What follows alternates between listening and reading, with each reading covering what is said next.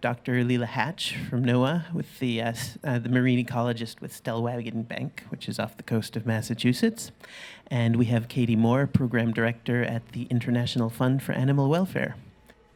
I'm a biologist by training. I'm the director of the Animal Rescue Program at the International Fund for Animal Welfare, which is actually headquartered on Cape Cod. And in relation to this, part of my job is to direct our marine mammal rescue and research team, which is based here on the Cape and responds to strandings basically from Plymouth south to the Rhode Island border. And we have the unique privilege of being in an area where we have regular mass strandings of marine mammals, usually pilot whales, white-sided dolphins, and common dolphins on Cape Cod. And it's one of the 3 top hotspots globally for mass strandings. And what makes us a little bit different than some of these other places, and for example, Madagascar in this case, is that mass strandings on Cape Cod have been happening for centuries. And you can go back into Pilgrim logs and actually read about mass strandings. So we know that the events here predate the industrialized ocean and predate a lot of this noise. And so they're considered kind of a natural mass stranding, and we use them kind of as a control group for comparison to other groups.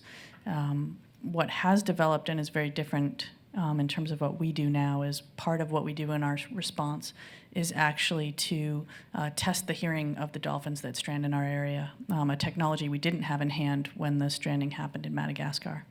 And so that's kind of a new advantage we have to getting some background data. In terms of mitigation, we actually use sound to our advantage in some cases, using acoustic deterrence to drive potential groups of animals that will potentially mass strand in our hotspot areas like Wellfleet and other spots in Cape Cod Bay, and using it to actually drive animals further offshore and prevent them from stranding. So in some respects, we're using sound to our advantage, but that's where I stand with it. I have a variety, I wear a variety of different hats working for the federal government on this issue. The National Oceanic and Atmospheric Administration, where I work, manages a national marine sanctuary, which is the vast majority of Massachusetts Bay, right offshore here. And our mandate is to protect all the resources of that site, which include very rich populations of fish and marine invertebrates, many of which are acoustically sensitive and active, make sounds, use sound very actively.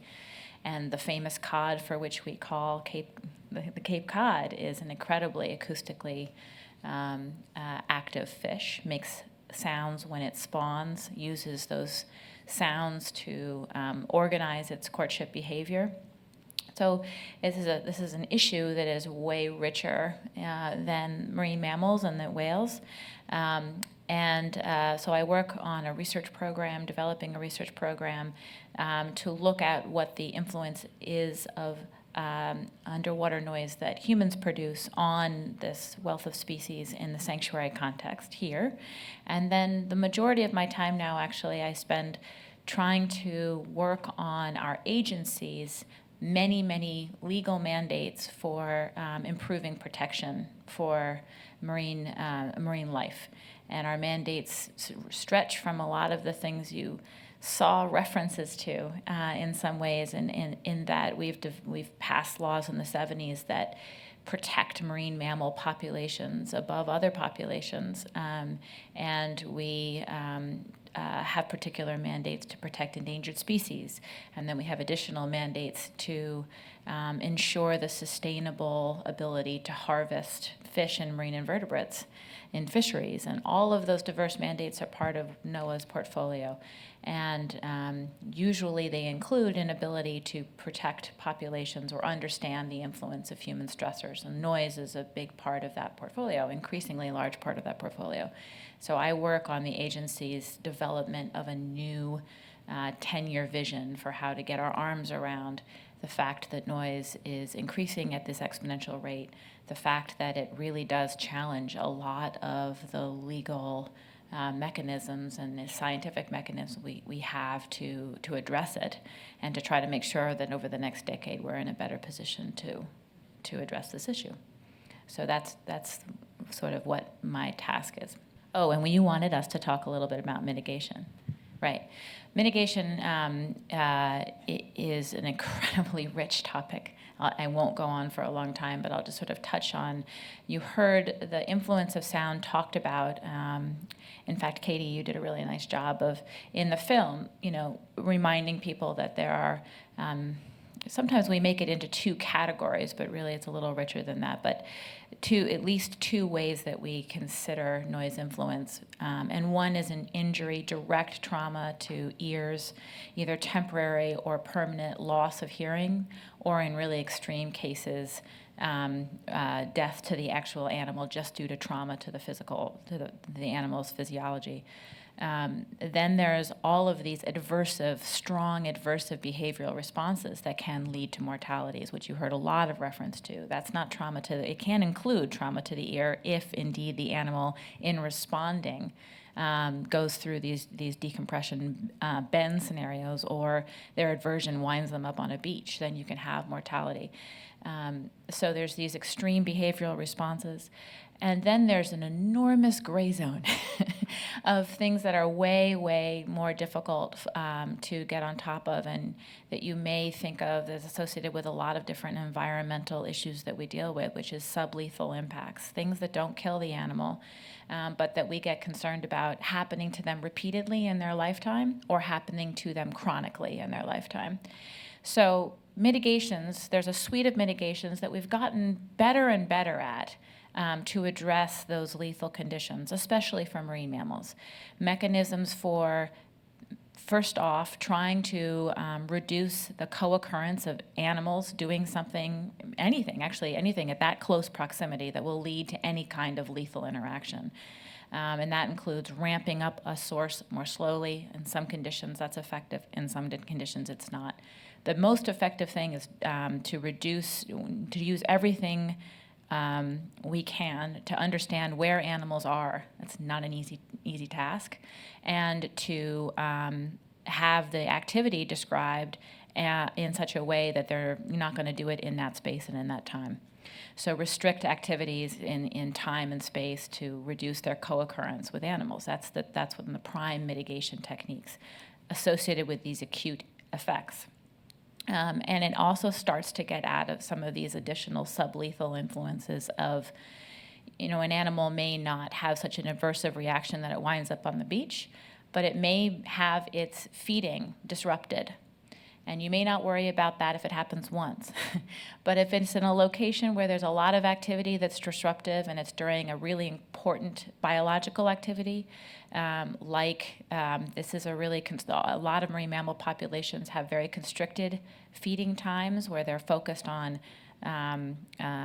patches of prey that are in that space and time and need to be efficiently eaten. And if they're getting disturbed, there's a caloric effect on, just reducing the fitness of that animal, reducing their ability to get the calories they need. It's a very odd, if you think about what a whale is, it's an extremely odd evolutionary phenomenon to have the largest animals in the world dependent on eating a gigantic amount of the smallest animals in the world. And that was all built. The whole thing works because of the relative predictiveness of an animal being able to find those concentrations and being able to take them in quickly. And so if you mess up their ability for them to use that heterogeneously distributed resource the way they have to, they don't have a lot of access to another evolutionary mechanism to make up that amount of calories. So these are these sublethal suite. And that doesn't even get to the thing that I actually concentrate on the most, and that the reason that in the film I concentrate on shipping, which is that hum in the background. And the hum in the background is something we're really just starting to understand for humans. So you can imagine why it's a difficult thing to get regulations to understand for marine critters, which is if it's simply louder in the background, what are all the different kinds of signals that animals are dependent on hearing that they now lose access to? And we're so focused on whales as communicators between each other and their signals. So there's the first thing we think about is the loss of ability to hear each other. And that's what we're talking about in the film in terms of right whales being able to hear each other calling. What are the ramifications of that? But actually what we know from terrestrial wildlife, from birds, all these other critters, is that they're using all kinds of sounds in the natural environment to detect where is a good place to settle, to hear echoes over very large areas of space that tell them something about the conditions of the bottom, that will tell them about the predictability of food resources, definitely the ability to hear predators, the ability to detect prey. And all of these, this is a really, sound is a really ecologically rich medium underwater, and being able to detect those cues has been really critical. Trying to figure out how to mitigate that gets to working on quieter technologies, working at the scale that's relevant to chronic influence of noise and the buildup of these industries. And so we've been working a lot at the International Maritime Organization, which is a part of the UN, which regulates worldwide commercial shipping, and got them to pass at first voluntary guidelines for quieting commercial vessels, things that the countries that are party to the UN and that are party to these guidelines can begin to figure out ways to put in place. And that's one of the first ways you bring an environmental stressor issue into that global business. And we're working on those same types of issues with air gun industry, with the oil and gas industry, and with the possibility of bringing vibricides into widespread commercial use. And so those are some of the things we have to get at for chronic influence. So is anybody designing more efficient, quieter ship propellers for the commercial traffic?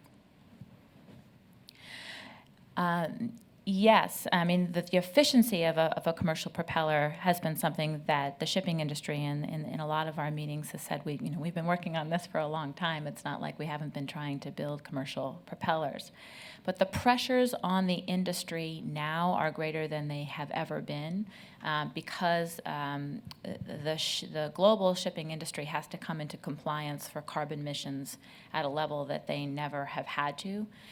Within the next 5 to 10 year spectrum, they have different milestones they have to reach. That's the biggest design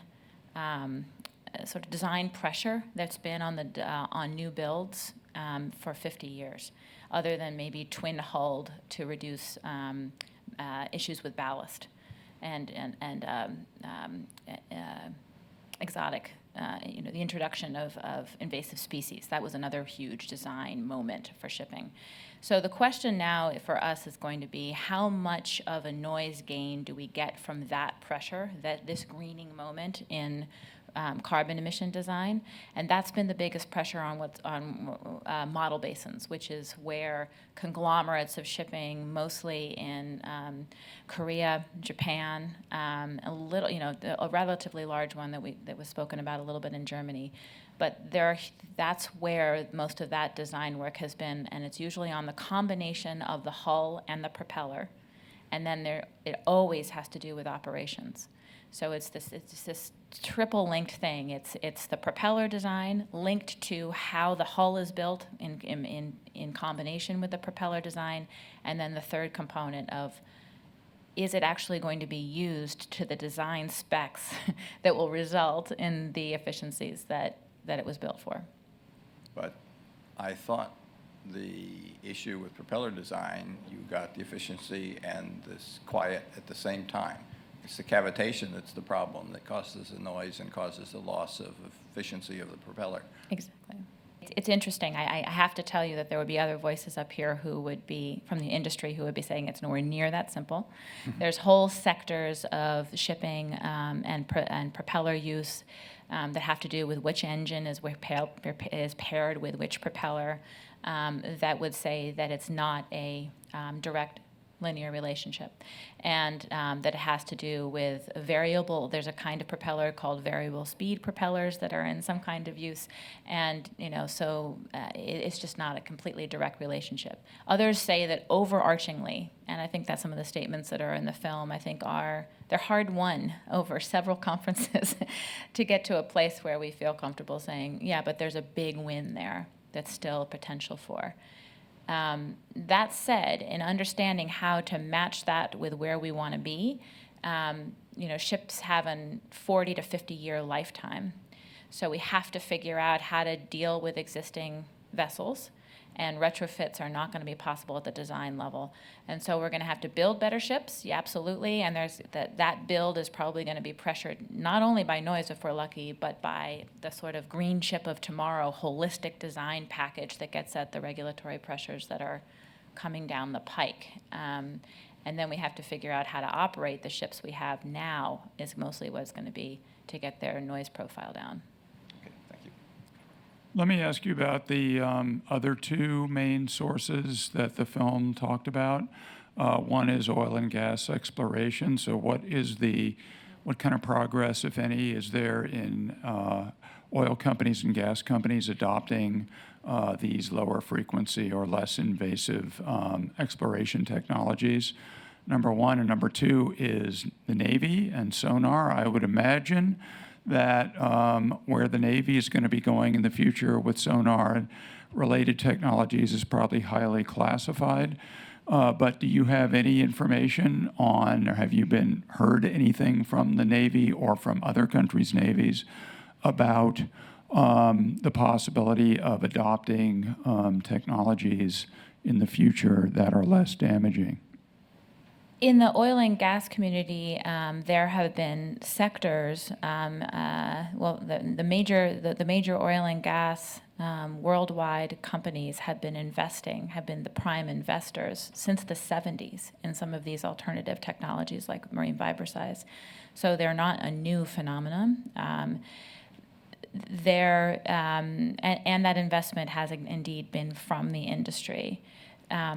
The implementation of that is this constant dance between it takes millions of dollars to outfit a geological and geophysical surveying vessel, and the fleet that's out there now therefore has an enormous amount invested in the current technology and the arrays of air guns that are being used.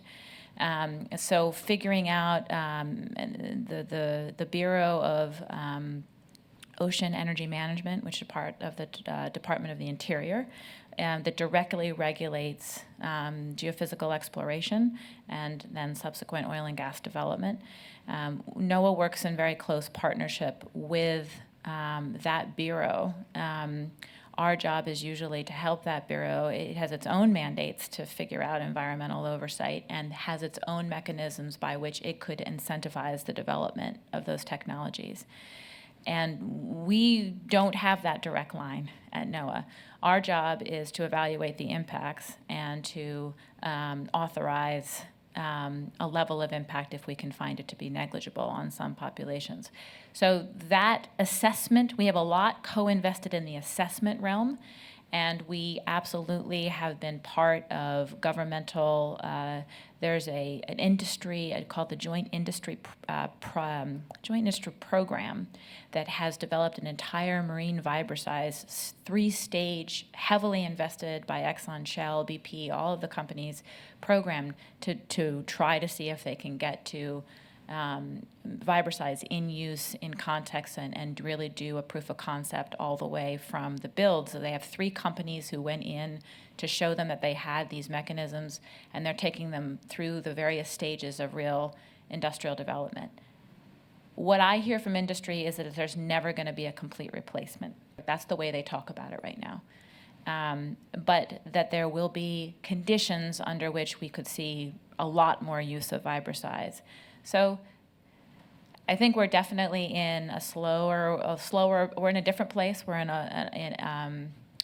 we're walking forward. And sometimes it's a little bit 2 steps forward, 3 steps back, because the oil and gas industry goes through its own economic stages in which it's more progressive and feels like it has more resources to fund the next stage. And this is not that time for the oil and gas industry. So, these things go in ebbs and flows. The U.S. Navy, I'm not as privy to what a future technology or replacement would be for sonar, and that's not something I can speak to. But there has been a lot of work, very close work between NOAA and the Navy to develop mitigation programs over time and space. And I think I'll leave it there for now. I can speak just to the last little bit with the Navy, and it is definitely true that there's a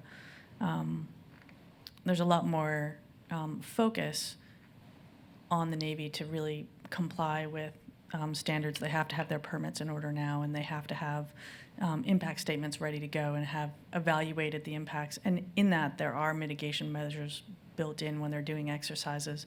The other piece of that is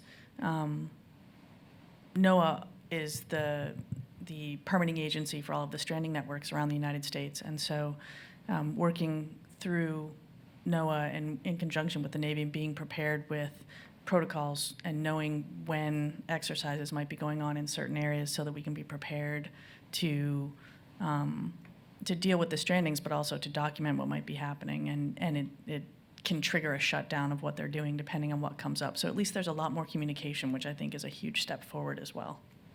I've been an environmentally concerned citizen since I was this high, and I had no idea about the issues with sonic pollution in the sea. So I think maybe the most important way the public can affect the outcomes positively for the marine mammals and other animals is to just know about it.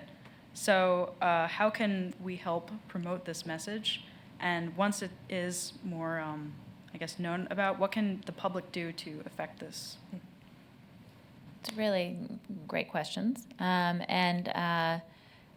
it's interesting. You know, before this movie was made, this movie is not going to obviously save the world, right? It's not going to be the end of a really important need for outreach, but it has promoted a lot more dialogue. You know, for just to give an example, we recently put out a document that was really NOAA kind of talking to itself about how to do this work better.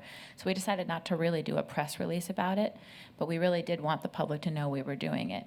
We got over 100,000 comments back on the document, and it was covered on, in the front, second page of the Washington Post.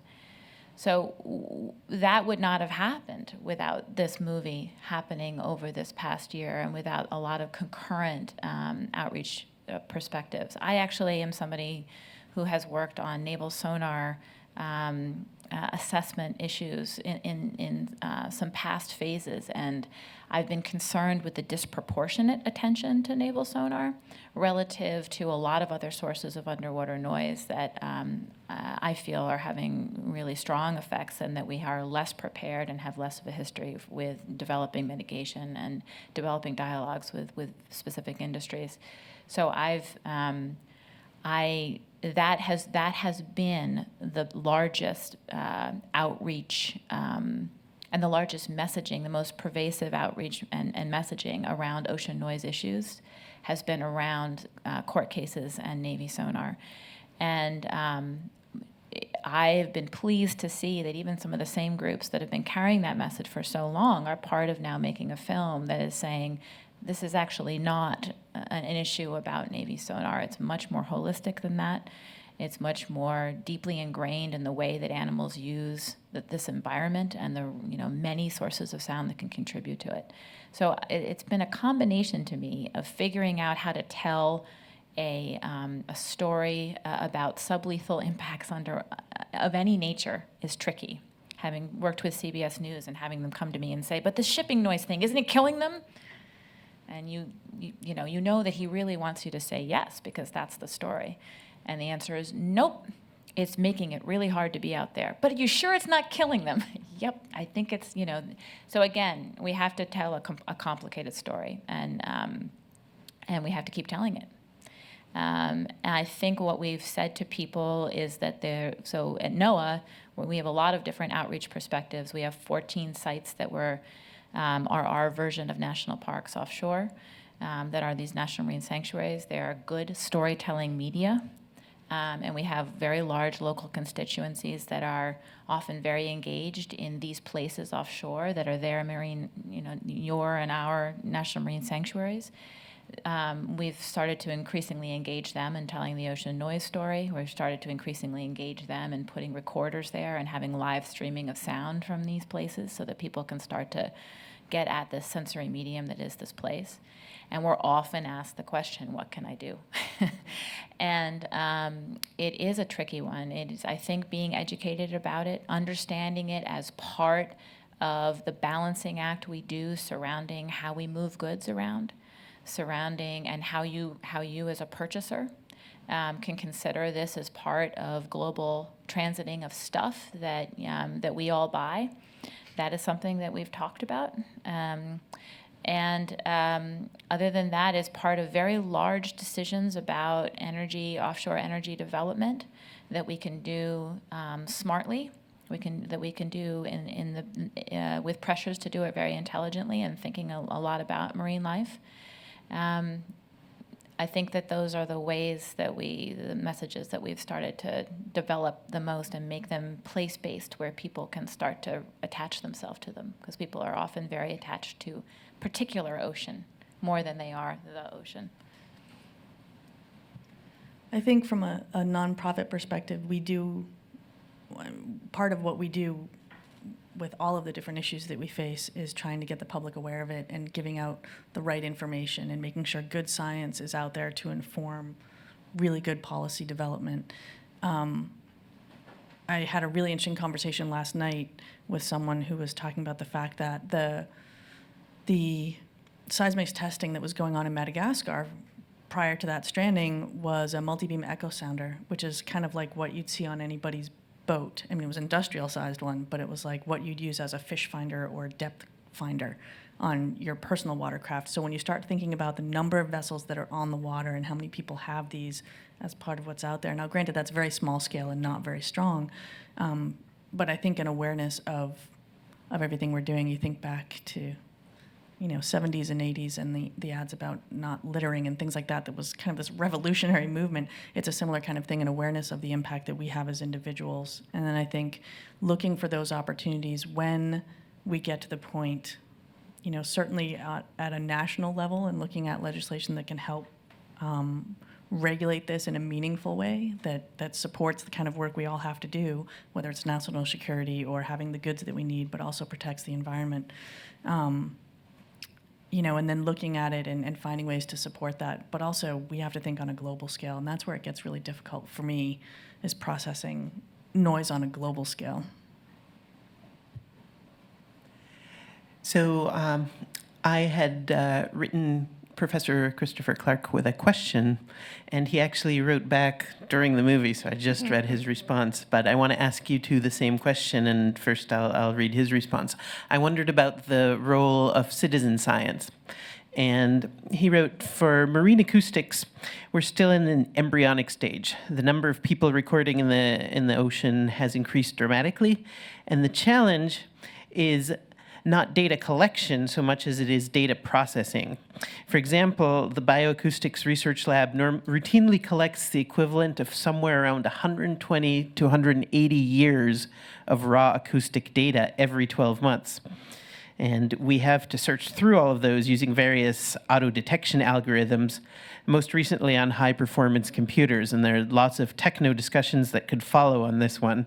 So I wish he were here to tell us more about that. But he says it's like Where's Waldo and needles in haystacks within haystacks. But I wonder what you two could say, not just in acoustics, but in general, about the role of citizen science in any of these things. Sure. Vital in many respects would be my answer to that. We, at the International Fund for Animal Welfare, and most stranding networks around the country and around the globe, for that matter, rely on volunteers, so the general public, to come in. And it's not just a matter of come in, pick up a dolphin, help us get it back in the water. It's come in, help us collect data, help us pull it together, and trying to utilize. A lot of times we have people that have retired from incredible careers that have this skill set that they can bring to us and really give us some additional benefit that we wouldn't necessarily have expected. I think that the other piece of citizen science, you can see there's different programs around the world. I know of one in Australia where they're looking at a lot of oil and gas exploration and development, and there's some really remote places along the coastline, and they actually set up a great program. Part of it was through Duke University in getting boaters and coastal folks to report sightings and take photographs. They had this great app that they had, and you could take a picture and send it in. And so they were tracking presence and absence of different species of marine mammals along the coast to try and develop a data set that didn't really exist. And it's a much less expensive way to do that than trying to get a survey vessel out there with paid observers and all the things that you need to do that, which still needs to be done, but this gives that an added layer of data that can come into it. So I think there's a huge role, and I think as we go forward, a more informed population gives us the opportunity to engage more people with an interest to do more of that work. No, I think I think that covers a lot. I mean, the other citizen science programs I was thinking of were very similar in terms of integrating sighting information, and those have been powerful. The basis of mitigation development is knowing where animals are, and it's a huge task to describe well how animals use the environment in a way that you can then prevent overlap. And it's the most powerful way we have of reducing influence. So getting citizens engaged in that effort is really has a lot of potential. And I personally also have a more Katie Moore-oriented question, which is that I'm very curious about the incident response that you do. Like, how do you hear about something? How do you organize a response? What's it like to go there? What is the follow-up? Well, local response is easy comparatively. Thankfully, folks on Cape Cod and in the areas that we respond are really keenly aware of what's supposed to be happening in the water in front of their house or on the beach in front of their house and what's out of the ordinary. And so we get a lot of reports, early morning beach walkers, things like that, of when a seal or dolphin or whale might be either swimming close to shore out of habitat or up on the beach stranded. When it comes to responding outside of our normal response area here on the Cape, it's a lot more challenging. When we got the call for Madagascar, it just so happened that this stranding took place during a meeting of the International Whaling Commission. So basically every big whale biologist on the planet was concentrated in Santiago, Chile. And they sent out a plea for help to a handful of folks, and within 20 hours we were on a plane on our way. We met our colleagues that we had never met before on an Air France flight going from Paris into Madagascar. And it's a really difficult thing to do to respond in real time globally. The animals that we see, the less time they spend out of the water, the better when you're talking about a dolphin or a whale. And so one of the keys to our success here on the Cape is how fast we can get there and how quickly our local volunteers that are trained can get there before us if it's in their backyard. When I first started out with mass stranded animals, if we got to them and they were still alive when we got there, they had about a 14% chance of surviving. And now we're upwards of 80%. Just because of the techniques we have, lots of experienced volunteers. We've learned a lot over the years in terms of how to treat the animals, both from supportive care and medically. We don't have that advantage when we're talking about flying around the world and taking 2 days to get there. So we're limited in the kinds of responses we can do, but basically there will be a call out from, it can be another nonprofit or a government looking for help. I think one of the best things that we have going for us is how small the world has become because of the way we can easily communicate with one another. So information is shared so rapidly that they can call out for help and you can get folks on the road, or at least informing. We share a lot of information online and over the phone to try and get teams locally able to respond. And one of our projects we're working on now, actually with NOAA and the Marine Mammal Center in Sausalito, is an international stranding response toolkit. So basically it would be all the resources you need, from figuring out what legislation you have in your country, to what permits you need, who your partners should be, how do you get funded, how do you recruit a volunteer, how do you get trained, and what are all the protocols you need from A to Z. And the goal would be to have folks around the globe that we know are kind of already qualified in all of this, they're already helping us develop it internationally, and then have them be the initial trainers, but the goal is to train the trainers. So we're training people on the ground to then develop networks in their areas and share what they know with their neighbors. So it would just continue to grow on its own and be this free resource that would help kind of solve some of these emergent problems where you have to be really, really quick in response. So that's, I think, the long-term solution is there. Thank you for providing the opportunity cost for showing the film here, and for becoming informed about this issue. And I could make give a shout out to some of the things that are happening from NOAA this summer. We are working on releasing a final copy of this 10-year vision for how the agency is looking to improve the way we address ocean noise, and that's at a website called setsound.noaa.gov. And there's a lot of information there about what we do and the draft that we put out that got a lot of public comment. And feel free to reach out to us. Our information is all in that site. I would say thank you as well. This was a great chance to come and share a little bit of what we do. And I guess my request would be share what you've learned and share your enthusiasm. I think that goes a long way. If you're really interested in marine mammals and doing some volunteer work, New England Aquarium has a fantastic stranding response program as well, and sea turtles as well for them. And we do down on the Cape as well. So everybody's always looking for a volunteer, so if you're willing and able.